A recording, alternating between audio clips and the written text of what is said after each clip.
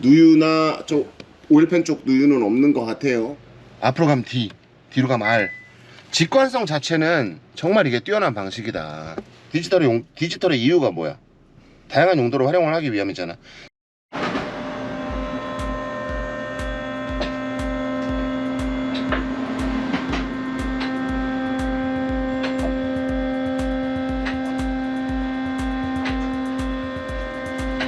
자, 그래서 DN8.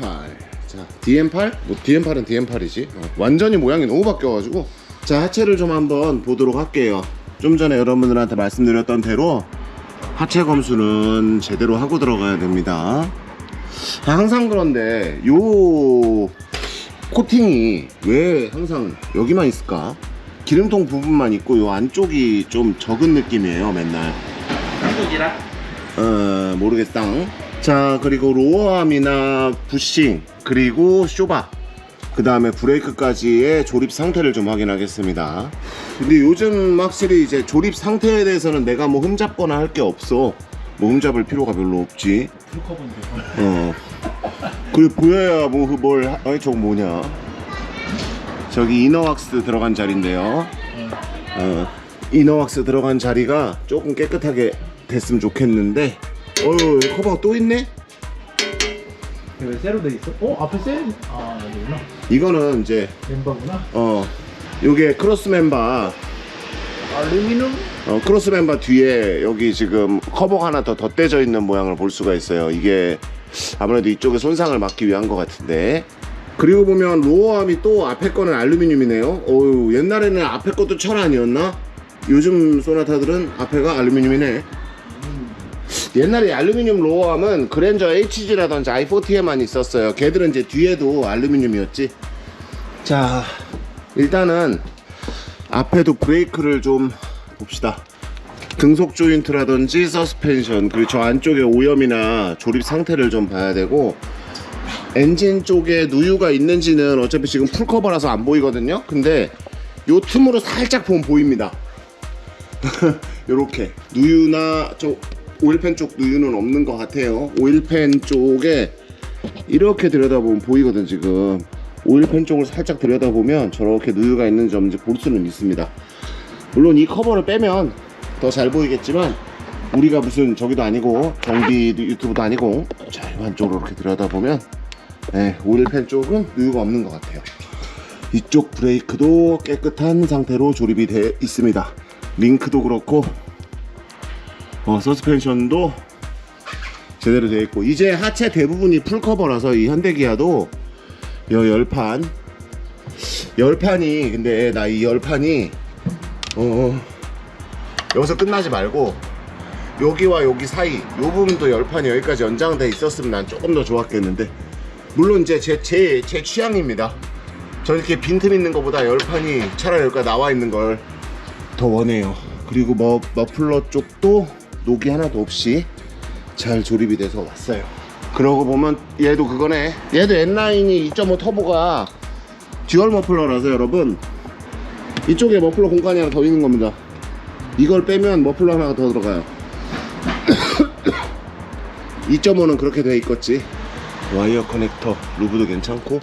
자, 요 하우스 안쪽에도 요 코팅이라든지 요런 도장 상태를 좀 잘 봐야 되겠습니다.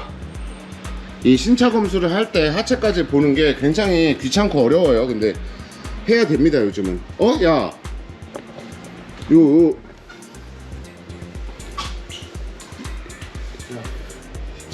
왜 여기가 하이그로시냐? 기아가 아니고 이건 현대인데. 요 밑에가 하이그로시네.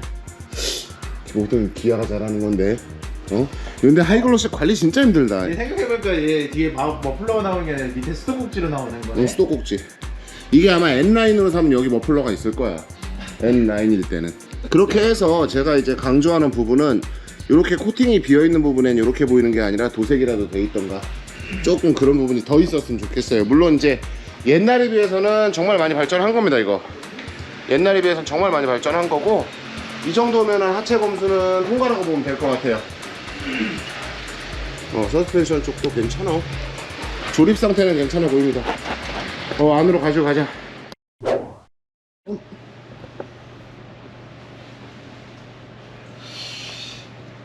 아 진작 이렇게 했어야지 진짜. 자 여러분 안녕하세요. 그 썸즈 공방입니다. 썸즈 공방이고요.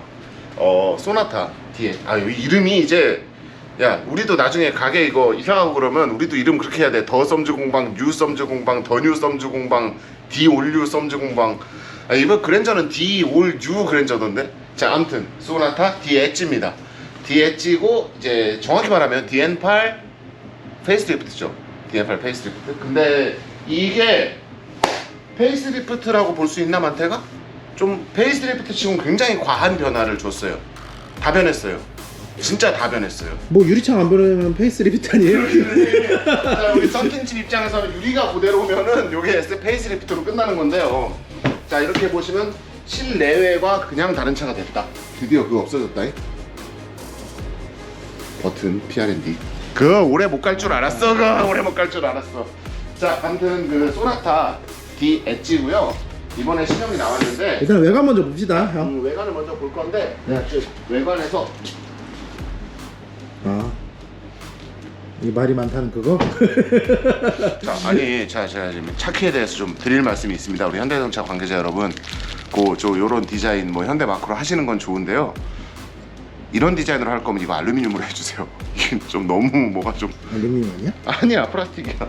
자 아무튼 잡설 그만하고 우리 소나타 DN8의 큰 변화가 요 앞모습에 있습니다. 요 라이트 있잖아요. 요 크롬 줄. 사람들 맥이라 그랬어요. 근데 이제 지금은 이걸 맥이라고 안 하고 로보캅이라고 하더라고. 로보캅이 맞긴 함. 딱 봐도 로보캅이 맞긴 함. 그리고 기존에 이제 소나타에서 가장 큰 변화는 기존 소나타는 헤드라이트 여기 있었거든요. 맞지. 내려왔습니다. 이제 범퍼랑 이렇게 일체화 해가지고 디자인을 숨겼어요. 실제로는 그러니까 디자인적인 포럼에서는 얘가 헤드램프처럼 보이게 하고 실제 헤드램프는 여기 있는. 자 그렇게 해서 우리 변화된 소나타를 이제 보고 있는데 제 생각에는 기존에 너도 알겠지만 만태가 K5 DL3가 예뻐도 너무 예쁘게 나왔잖아. 그렇죠. 잘 나왔죠. 그래서 사실 더 안 팔렸을 거예요. 그 소나타가 물론 이제 우리 대중적인 취향에 안 맞는 디자인이기도 했어요. 그 삼각대부터 시작된 겁니다. 뾰족하게 끊는 거. 이 뾰족하게 끊는 게 자동차에서는 그렇게 좋은 선택은 아니에요. 왜냐하면 이렇게 어딘가가 뾰족해지면 단차 맞추기 정말 힘들거든요. 디자인적인 측면에서야 무슨 메리트가 있을지는 제가 뭐 디자이너가 아니니까 정확히는 모르겠지만 이 뾰족하게 끝나는 마감이 있으면 단차 맞추기가 정말 힘듭니다. 그게 자동차에서는 참 예뻐 보이지도 않아요. 옛날에 그 삼각형 디자인 정말 좋아했다가 피곤 회사가 하나 있거든요. 시트로엥이라고. 예. 프랑스의 시트로엥처럼 우리 삼각형 좋아하다가 피곤 회사들도 있습니다. 엄밀히 따지면 삼각대부터 시작이 됐고 뉴라이즈도 은근 삼각형이고 5만 가지 삼각형을 다 동원하다가 이제는 이제 테마가 바뀌어버린 거죠. 제가 얼마 전에 제네시스 편에서 얘기를 한 적이 있지만 요게 현대자동차의 디자인 테마도 이렇게 정했으면 좀 오래 갔으면 좋겠습니다. 굉장히 예쁘거든 내 기준으로는. 물론 이제 그 어르신들 취향에는 안 맞을 수가 있어요. 이게 무슨 뭐 프라모델 같다, 장난감 같다, 뭐 건담 로봇 같다 말 많은데 그래도 기존의 소나타보다는 압도적으로 낫지 않나. 나 근데 여기 저걸 뺀 걸 굉장히 잘했다고 생각해. 여기 크롬줄 뺀 거. 맞아요. 전에 소나타는 소나타하고 소나타 센슈어스 그러니까 1.6 터보 그다음에 N9하고 범퍼가 다 왕창 달랐잖아. 근데 디자인 이렇게 해놓으면 그냥 N9 여기 빨간색 칠만 하면 되는 거 아님? 요 부분에 빨간 칠만 하면 그냥 N9 아닌가. 이게 그리고 또 이 로보캅 디자인에 대해서 제가 할 말이 있는데 사실은 스타리아보다 그랜저가 먼저 나왔으면 오히려 조금 분위기가 나았을 거야. 왜 그러냐면 대형 세단의 디자인을 상용차에 쓴 게 된 거거든. 그렇게 나오면. 근데 스타리아를 먼저 보여줘 버리니까 승합차의 디자인을 대형 세단에 넣어버린 게 된 거야. 사람들의 여기 뇌리에서는. 그렇죠. 그렇다 보니까 그렇게 된 거지. 사실 뭐 출시 순서만 바뀌었으면 쏘쏘하지 않았을까 반응이. 굉장히 오히려 반응이 좋지 않았을까. 그리고 프로젝션 헤드램프가 옛날하고 다르게 동그랗지 않네요 이제. 사실 이제 원가 계산을 안 할 수는 없거든요.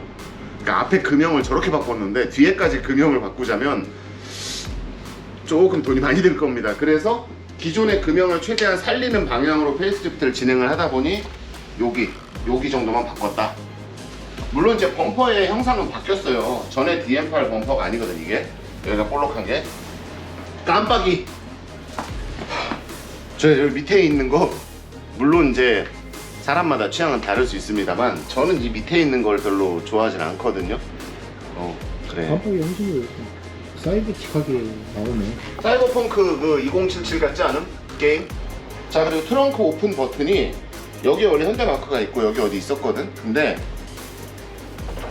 이제 스포를 어떻게 바꿈? 일로 다 올라왔는데? 이게 그 기존의 소나타 DM8이 이 후방 카메라랑 트렁크 오픈 버튼의 위치가 요 아래쪽이었어요. 그래서 요 스포일러가 마음에 안 들면 바꾸거나 하시는 분들도 꽤 있고 사제 스포일러를 붙이시는 분들도 꽤 있었습니다. 이제 못 바꿔. 후방 카메라 여기로 들어왔어. 이걸 교환식으로 해야 되는데 버튼이 여기 있어가지고 N9이 어떻게 나올지 한번 봐야겠어. N9은 조금 더 높은가? 요 A자도 이제 안 이어져 있고 아반떼 것처럼 이렇게 놨네. 그냥 이렇게. 원래 그렇게 돼 있었걸요 아반떼도? 그러니까 아반떼는 그랬는데 소나타는 아니었다고. 소나타는 여기가 A가 이어져 있었다고. 자, 선택할 거니까 빼놓을게요. 기존 우리 소나타 DM8을 보다 보면 그 여기는 일단 좀 이따 얘기하기로 하고 여기가 되게 언밸런스 했거든요. 기억남? 계기판은 안으로 푹 들어가 있고 내비는 위에 이렇게 동동 뜨게 돼 있었잖아. 맞아. 이렇게 높이가 확 달랐단 말이야. 그게 통일감을 되게 안 주거든요. 근데 지금 딱 요렇게 뭐 하나의 판넬로 이것도 커브드, 또 커브드야? 아 이거 마야 망가지면 야 이거 또 얼마냐. 아니야 어차피 중간에 이거 빠져 있어요. 아니 이게 액정 패널 깨지면 얼마냐고. 커브드 패널인데. 야, 아무튼 자 이렇게 하나의 커브드 패널로 가면서 굉장히 이제 조금 실내가 짜임새가 많이 있어진 거예요. 하이패스 카드를 넣어주세요. 네. 네, 그 짜임새가 많이 있어진 거예요 진짜. 그리고 이번에 그 그랜저랑 아이오닉이 보면 요 기어봉이 가까이 와봐. 전에는 여기 버튼으로 있었잖아요. 네, 살짝 돌려서 보여드리면 전에 여기 버튼으로 있었던 기어에 비해선 확실히 조작도 편해지고 그지? 그 직관성이 좋아졌어요. 전에는 이게 왜 이게 위험하다고 내가 말을 했냐면 넣어주세요. 네, 왜 위험하다고 말을 했냐면 이게 타사 버튼식 기어봉들은 보면 이렇게 돼 있습니다. 예를 들면 뭐 쉐보레 콜벳이라든지 뭐 이런 걸 보면 P는 누르는 거, R은 땡기는 거, N은 누르는 거, D는 깊이 누르는 거 이런 식으로 조작 방법이 다르거든요. 다 같은 버튼이라도. 근데 현대는 P, R, N, D가 다 같은 그냥 누르는 방식이라서 이게 이렇게 앞을 보고 기어를 누르기는 굉장히 어려웠어요. 찾아서 누르기엔. 근데 지금은 옆에를 누르면 P, 근데 앞으로 가면 D, 뒤로 가면 R, D, R, 앞으로 가면 D, 뒤로 가면 R. 직관성 자체는 정말 이게 뛰어난 방식이다. 맞아요. 뭐야 어려운데 신기하다. 좀 신기하게 돼 있는데? 아닌가? N. 그다음에 오 각이 여기, 바뀌네. 여기. 화각이. 그거 봤어요? 사이드가 화각이 바뀌어 이렇게. 그러니까 앞뒤로 움직일 때는 앞뒤 화각을 더 많이 보여주고 차를 세울 땐 옆을 늘려주네. 아 이건 아직 안 들어갔네. 이건 그랜저부터인가 보다 야. 전동 핸들은 예, 역시 전동 핸들은 그랜저부터인 것 같아요. 여기 보면 패들 시프트 잘 장착이 되어 있고. 요즘엔 다 잠깐만 C거찍은? 아 없어요. 아니야 통일감 있게. 오. 오 이렇게 놨네. 자 그리고 여기 보면 이제 공조기는 요즘 현대가 다 그렇듯이 터치식입니다. 아니 나 이거만큼은 봐봐 이렇게 앞을 보면서 이렇게 온도를 돌릴 수 있어야 한다고. 안 그래? 그 뭘 누르면 오토냐? 아 여기 눌려지는구나. 이게 중간에. 오토도 단계가 이제 오토 생겼네. 단계거든요? 옛날에 르노 삼성차 보면 소프트 미디엄 하드 있었거든 오토에. 오토 에어컨에. 얘도 그런 식으로 오토의 단계가 설정이 되어 있네. 아 내가 옛날 사람이라 그런지 나 이거 있잖아 이거 핸들 이걸로 되는 걸 알면서도 아 이게 자꾸 여기를 이렇게 만지더라고 운전하면서 내 차도. 요런 거는 볼륨만큼은 다이얼이어야 해요. 그러니까 반드시 제가 다이얼이었으면 좋겠는 거 세 가지. 온도, 볼륨, 비상등.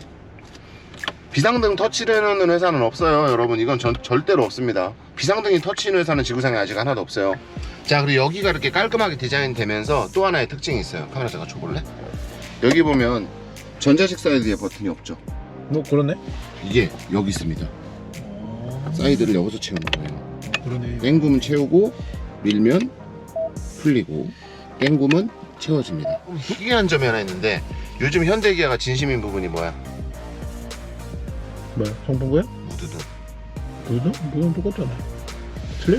뭐? 요 밑에서 은은하게 나와. 아 밑에 있구나. 여기 봐봐. 이걸 조명을 끄면 보일까?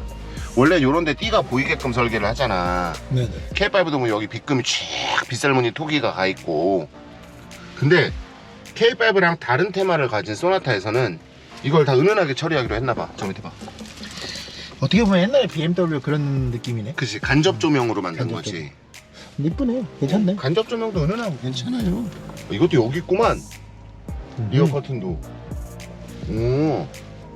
아, 그래서 여기 버튼이 최소화된 거구나. 대부분 여기에 조작 부가 있었거든요. 이게 지금 그랜저 신형 이름이 뭐지? GN7이죠?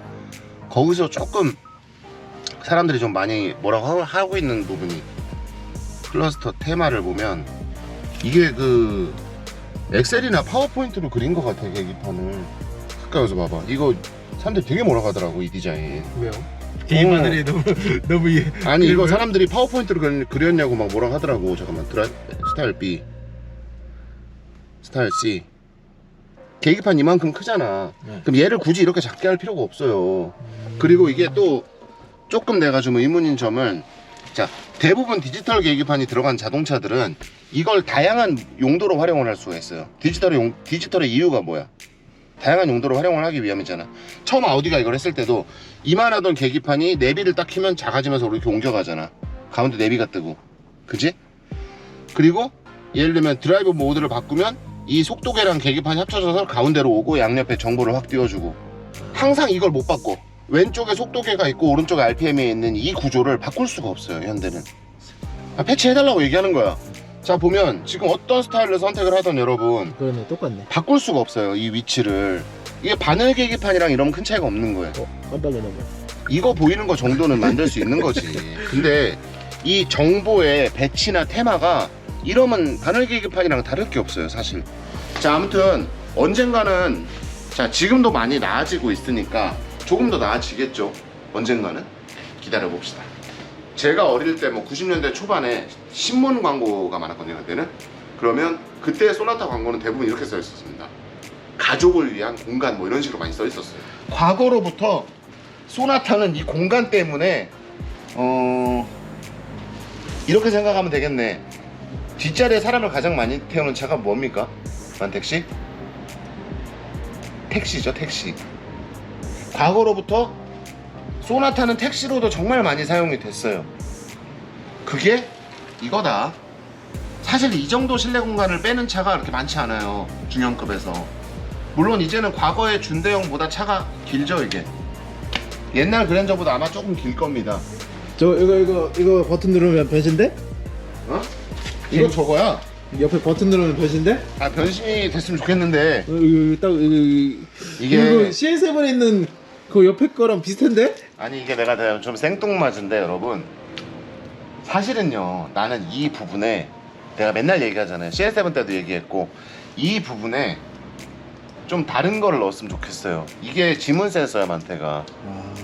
이게 뭐냐면 그 메모리 저장해 놓잖아, 메모리 시트. 네. 그게 여기 블루링크에 개인화 저장이라는 메뉴가 비슷한 게 있거든. 이름은 다른데, 그러니까 이 뭐 내비게이션 세팅, 요 계기판 세팅, 뭐 드라이브 모드 세팅, 의자 세팅, 뭐 이런 것들이 개인화돼서 저장이 되는데 그걸 지문으로 저장을 해요, 현대차는. 이제 이 넓은 공간에 이거 하나 있으니까 지금 얼마나 생뚱맞은지 아십니까? 가까이 와봐, 진짜 확 찍어봐.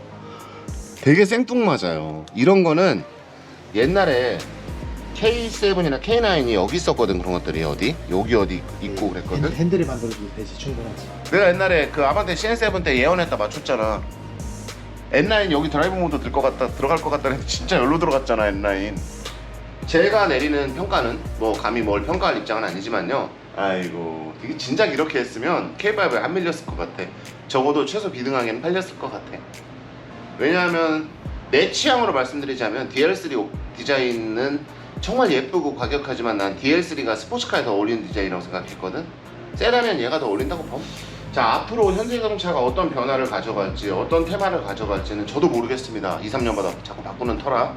근데 이번 디자인 테마는 이럴 거면 좀 오래 갔으면 좋겠고요. 지금 모든 라인업을 이렇게 바꿔나가는 추세거든요. 아, 신형 코나도 이거잖아. SX2 신형 코나도 이거 박사님들이 모여서 만드는 건데 내가 뭐라고 평가를 하겠어요. 하지만 나는 이게 낫다. 기존 DM8보다는 확실하게 낫다. 특히나 운전자는 어차피 이거 세차장에서밖에 안 봐요. 앞부분은. 일단은 저는 실내가 바뀌었다는 측면에서 합격점을, 내가 뭐 점수 줄 입장은 아니긴 한데 제 맘에 쏙 듭니다. 일단은 작업으로 좀 넘어갈게요. 손님이 이거는 썬팅밖에 안 할 겁니다. 썬팅하고 저 도어 끝단 PPF만 붙일 건데, 도어컵하고 손님이 이건 썬팅만 해서 그냥 타신다고 하셔가지고 그렇게 좀 진행을 할 거니까 썬팅은 타임랩스로. 지금 영상 너무 길죠? 오늘은 리뷰한 걸로 칩시다.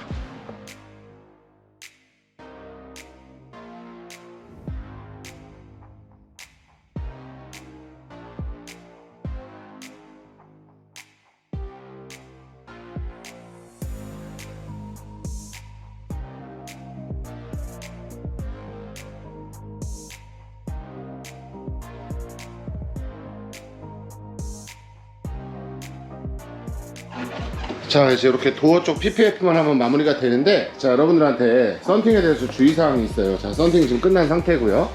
이게 이 앞에 보면 요즘 차들 다 조기, 차선 이탈 센서랑 요기, 빌트인 캠 뭐 이렇게 한 개 있거나 두 개 있거나 이거 푹 파져 있는 경우가 많은데, 자, 맞다, 잠깐만 잡아주네. 자, 이렇게 보시면은 여기가 지금 차선 이탈이냐 빌트인 캠이냐 이게? 저거 차선 이탈. 똑같이 생겨주시. 차선 이탈이고, 요 센서를 여기까지 썬팅을 덮으시는 분들이 있거든요. 가끔 보면 저희도 그런 경우를 보는데, 저거 썬팅 덮어놓으면 차선 이탈 센서 오작동합니다. 그거 누구도 책임 못 지고 안전에 큰 위험을 가할 수 있는 부분이니까 저기 좀 저렇게 보이더라도 모양 이렇게 덮지 마세요. 썬팅을. 빌트인 캠 쪽도 마찬가지입니다.